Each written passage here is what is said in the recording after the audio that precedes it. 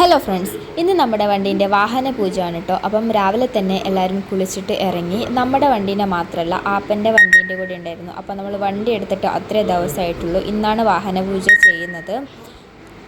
നമ്മൾ മീൻകുളം ശ്രീകൃഷ്ണ ക്ഷേത്രത്തിൽ വെച്ചാണ് കേട്ടോ പൂജ ചെയ്യുന്നത്. അപ്പം സായും അച്ഛനും കൂടി സ്കൂട്ടിയിലും പോയി, നമ്മളെല്ലാം കാറിലും പോയിക്കൊണ്ടിരിക്കുകയാണ്. അപ്പോൾ ഞാനും ദേവുമായിരുന്നു കാറിലുണ്ടായത്. അങ്ങനെ നമ്മൾ ക്ഷേത്രത്തിൽ എത്തിയിട്ടോ. കണ്ണൂർ ജില്ലയിലെ ഓലയമ്പാടി എന്ന ഗ്രാമത്തിലാണ് ഈ ഒരു ക്ഷേത്രം സ്ഥിതി ചെയ്യുന്നത്. ചരിത്ര പ്രസിദ്ധമായ ഒരു ക്ഷേത്രമാണ് മീൻകുളം ശ്രീകൃഷ്ണ ക്ഷേത്രം. വില്വമംഗലം സ്വാമിയാർ സ്ഥാപിച്ചതാണെന്നാണ് വിശ്വസിക്കപ്പെടുന്നത്.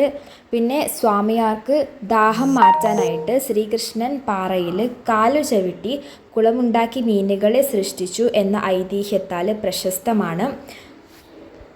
അങ്ങനെ പൂജ ചെയ്യാൻ വേണ്ടിയിട്ട് വണ്ടിയൊക്കെ ഉള്ളിലേക്ക് കയറ്റിയിട്ട് പൂജയൊക്കെ തുടങ്ങി.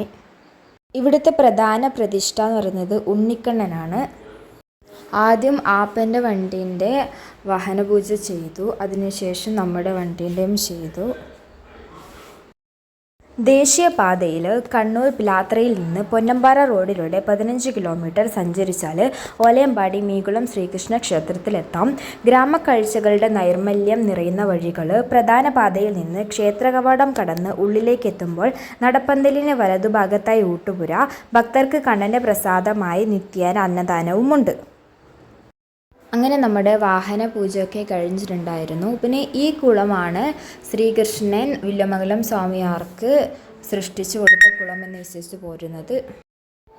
ഈ ക്ഷേത്രം സൃഷ്ടിച്ചതിലുള്ള ഐതിഹ്യം എന്താണെന്ന് വെച്ച് കഴിഞ്ഞാൽ, കാവേരി ദർശനം കഴിഞ്ഞ് മടങ്ങുകയായിരുന്ന വില്വമംഗലം സ്വാമിയാർക്ക് കുളിക്കാൻ വെള്ളമില്ലാതായപ്പോൾ ശ്രീകൃഷ്ണൻ തൻ്റെ നഗ്നപാദം കൊണ്ട് പാറയിൽ ചവിട്ടി ഒരു കുളം സൃഷ്ടിച്ചു എന്നതാണ് വിശ്വാസം.